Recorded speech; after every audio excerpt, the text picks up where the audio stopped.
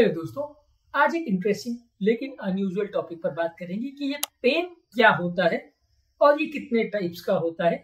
Basically हमने pen पर एक पूरा चैनल किया है जहाँ पे सिर्फ पेन या इन्फ्लेमेशन रिलेटेड वीडियोस है, लेकिन एक बेसिक कॉन्सेप्ट को समझना जरूरी है कि एक्चुअल में पेन क्या होता है और ये जानना और समझना हमारे लिए जरूरी क्यों है। इस बेसिक एस्पेक्ट पर आज बात करेंगे ताकि ओवरऑल अंडरस्टैंडिंग डेवलप हो पाए और ज्यादातर लोग को ये समझ में आ पाए कि बेसिकली प्रॉब्लम है कहाँ और किस तरह की है और क्या सिर्फ पेन को मैनेजमेंट करना ही बीमारी का सोल्यूशन है।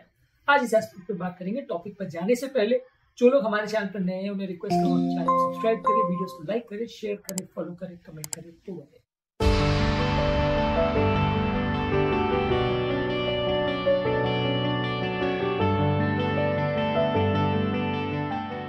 सबसे पहले तो देखिए, पेन बेसिकली एक सिम्टम है, एक लक्षण है किसी प्रॉब्लम का।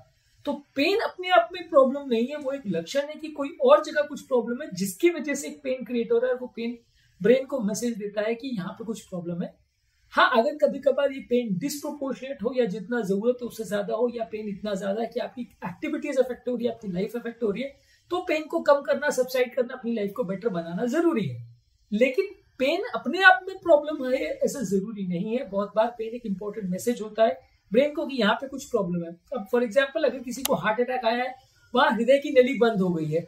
अब वैसे व्यक्ति को अगर पेन नहीं होगा तो उसको पता कैसे चलेगा कि हृदय की नली बंद हो गई और उसको ट्रीटमेंट करने की आवश्यकता है। अब हार्ट अटैक के पेशेंट में अगर टाइम पर ट्रीटमेंट नहीं किया जाए तो मृत्यु दर 30% है। तो पेन सबसे इंपॉर्टेंट सिग्नल या मैसेंजर बनता है ये बताने के लिए कि हार्ट में कुछ प्रॉब्लम है, जिसके लिए आपको तुरंत ईसीजी कराने की आवश्यकता है, तुरंत ट्रीटमेंट कराने की आवश्यकता है और उसको जल्दी से एड्रेस करने की आवश्यकता है। पेन के कारण को सॉर्ट आउट करने की जरूरत है। यहाँ पे सिर्फ पेन को ठीक करना प्रॉब्लम का सोल्यूशन नहीं है। मान लीजिए कि किसी को हार्ट अटैक हो रहा है और वो सिर्फ पेन का इलाज करता है और दर्द निवारक दवा ले लेता है, पेन चला जाता है, तो क्या ये इस बीमारी का सोल्यूशन है? क्या उस व्यक्ति के मृत्यु दर में इसमें 5% भी फर्क पड़ने वाला है? बिल्कुल नहीं, क्योंकि यहाँ पे प्रॉब्लम यह है कि ब्लॉकेज नली का है जिसको ट्रीट करना है और वो मेन प्रॉब्लम है। अगर यहाँ पे सिर्फ पेन को हम एड्रेस करेंगे और उसको सबसाइड करके हम मान लेंगे बीमारी ठीक हो गई, तो बीमारी तो अंदर बढ़ती रहेगी और मृत्यु होने का दर उल्टा पहले से बढ़ जाएगा। जो एक्चुअल ट्रीटमेंट मिलना चाहिए था वो नहीं मिलेगा।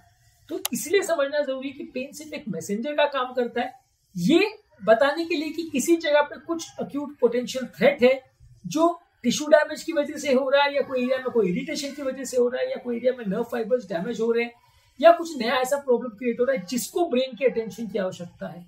हार्ट अटैक हार्ट पेन क्यों प्रोड्यूस करता है? क्योंकि वो ब्रेन का अटेंशन डाइवर्ट करना चाहता है कि वहां पर कुछ प्रॉब्लम है जिसको हमें ट्रीटमेंट करने की आवश्यकता है। अगर ट्रीटमेंट नहीं किया जाए तो बॉडी को और ज्यादा नुकसान हो जाएगा।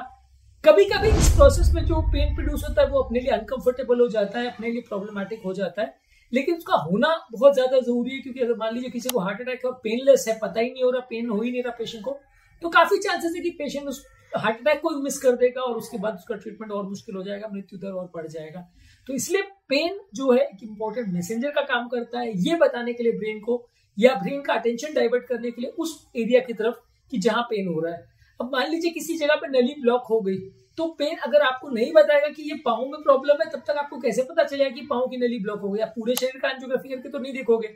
मान लीजिए अगर ब्रेन को पता चल भी गया कि कुछ ब्लॉक हुआ है, तो पेन लोकलाइज करने में भी मदद करता है कि प्रॉब्लम कहाँ पे है। जिस पाँव में दर्द हो रहा है और वहां पे चांसेस ये है कि यहीं पे प्रॉब्लम है, तो आप उस एरिया पर विशेष ध्यान दोगे, उस एरिया का टेस्ट करोगे, तो आप ट्रीटमेंट में ज्यादा सक्सेसफुल होगे।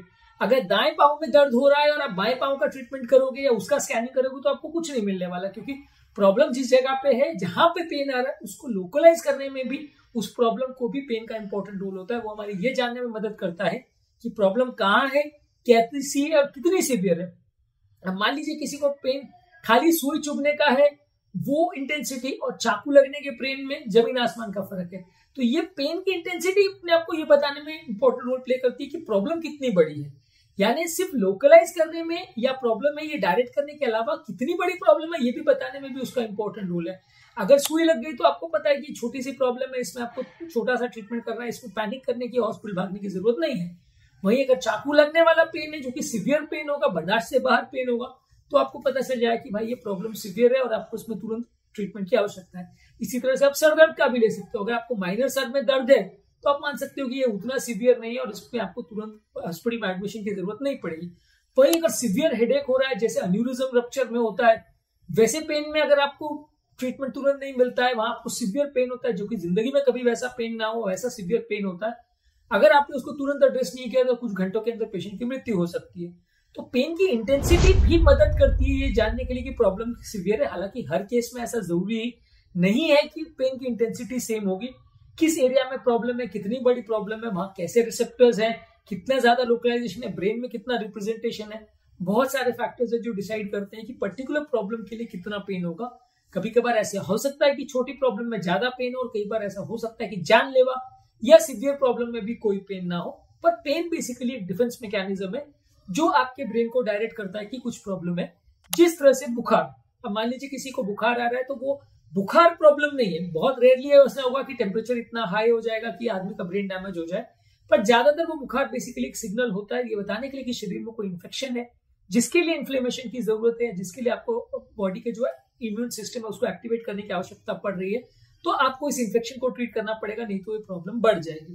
तो बेसिकली बुखार भी वैसे एक लक्षण होता है ये डायरेक्ट करने के लिए कि कुछ प्रॉब्लम है जहां पे आपको एड्रेस की जरूरत है, जहां ट्रीटमेंट की आवश्यकता है। उसी तरह से पेन या फॉर दैट मैटर कोई भी और सिम्टम हो, चाहे घबराहट हो, पसीना हो, बेचैनी हो, चक्कर हो, कमजोरी हो, पैल्पिटेशन हो, ये सारे जो भी सिम्टम्स की कैटेगरी में आते हैं सब बेसिकली एक सिग्नल होते हैं बॉडी को या ब्रेन को कि यहाँ पे कुछ प्रॉब्लम है और क्या ट्रीटमेंट करने की आवश्यकता है, कितना अग्रेसिव ट्रीटमेंट करने की आवश्यकता है और किस एरिया में ज्यादा फोकस करने की आवश्यकता है। ये सारी चीजें डायरेक्ट करने में पेन मदद करता है। पेन बेसिकली कई कैटेगरी में डिवाइड कर सकते हैं। अक्यूट पेन, जब किसी को शॉर्ट ड्यूरेशन के लिए पेन हो जो कि कुछ टाइम में अपने आप ठीक हो जाए। एक होता है क्रॉनिक पेन जो कि लॉन्ग टर्म पेन होता है, जो लंबे समय तक चलता है, कई हफ्तों कई महीनों तक चल सकता है। एक होता है नोसिसेप्टिव पेन, जहां पे सेंसरी रिसेप्टर्स एक्टिवेट होते हैं किसी पर्टिकुलर टिश्यू के डैमेज की वजह से, किसी वाइटल ऑर्गन्स के डैमेज की वजह से, जो कि स्किन, मसल से या टिश्यू से आ सकता है, बोन से आ सकता है। कभी कभार विसरल पेन होता है जो कि इंटरनल ऑर्गन से आता है। अगर पेन स्किन, मसल से और टिश्यू से या बोन से आ रहा है तो वो सोमैटिक पेन बोलते हैं, और अगर पेन जो है अंतर की ऑर्गन से आ रहा है जैसे लिवर, किडनी पेन से आ रहा है तो उसको विसरल पेन बोलते हैं। इसके अलावा एक होता है न्यूरोपैथिक पेन जो कि नर्वस सिस्टम के एक्टिवेशन की वजह से होता है। ज्यादातर जो सोमैटिक पेन या नोसिसेप्टिव पेन होता है वो शार्प पेन होता है, खिंचाव या तनाव जैसा लगेगा और झपक झपक के दर्द होगा, जबकि न्यूरोपैथिक पेन में झुंझुनी होगी, पैरास्थीसिया होगा। इसके अलावा पेशेंट को शार्प शूटिंग पेन होगा, बर्निंग या जलन जैसा एहसास होगा। ये पेन का कैरेक्टर थोड़ा सा अलग होता है और ये पेन बेसिकली नर्वस सिस्टम के एक्टिवेशन को इंडिकेट करता है। तो बेसिकली आज समझने के हमने ये प्रयास किया कि पेन बेसिकली होता क्या है और इसको समझना और मैनेज करना क्यों जरूरी है, और क्यों सिर्फ पेन पर फोकस करना जरूरी नहीं है, पेन के कारण पर फोकस करना क्यों ज्यादा जरूरी है। क्योंकि बेसिकली पेन एक मार्कर, एक मैसेंजर है जो आपको बता रहा है कि कहीं कुछ प्रॉब्लम है। प्रॉब्लम एग्जैक्टली क्या है ये भी ब्रेन को पता नहीं रहता। जब आप कारण ढूंढने का प्रयास करोगे तो उस प्रोसेस में आपको पता चलेगा कि पेन कहाँ पे हो रहा है, क्यों हो रहा है। और कई बार पेन का कैरेक्टर भी आपको बताने में मदद करता है कि किस जगह पे प्रॉब्लम हो सकती है। मान लीजिए अगर न्यूरोपैथिक पेन है तो आप नर्वस सिस्टम को तलाश करेंगे कि वहां पे कोई प्रॉब्लम है या नहीं। मान लीजिए अगर किसी को सोमैटिक पेन है तो आप कोई बोन्स, मसल, टिश्यू में कोई प्रॉब्लम हुई है उसको एड्रेस करने का प्रयास करेंगे। तो पेन का नेचर भी कई बार ये जज करने में मदद करता है कि किस तरह का प्रॉब्लम हो सकता है और क्या सिस्टम को हम पहले जांच करें ताकि हम प्रॉब्लम को जल्दी ढूंढ पाए। आज के टॉपिक में हमने बॉडी में पेन की इंपॉर्टेंस को समझने का प्रयास किया कि पेन होता क्या है, होता कैसा है और होता क्यों है, और इसके क्या फायदे नुकसान है। उम्मीद करूंगा कि आज के टॉपिक में कुछ नई बातें जानने को मिली होगी। इसके अलावा पेन का कंडक्शन पाथवे कैसा होता है, नोसिसेप्टिव पेन और न्यूरोपैथिक पेन में क्या फर्क होता है, इस पर भी हमने अलग से वीडियोस किया, इनको भी जरूर चेकआउट करिए। टॉपिक एंड करने से पहले जो लोग चैनल सब्सक्राइब करें, वीडियोस को लाइक करें, शेयर करें, फॉलो करें, कमेंट करें पूरा।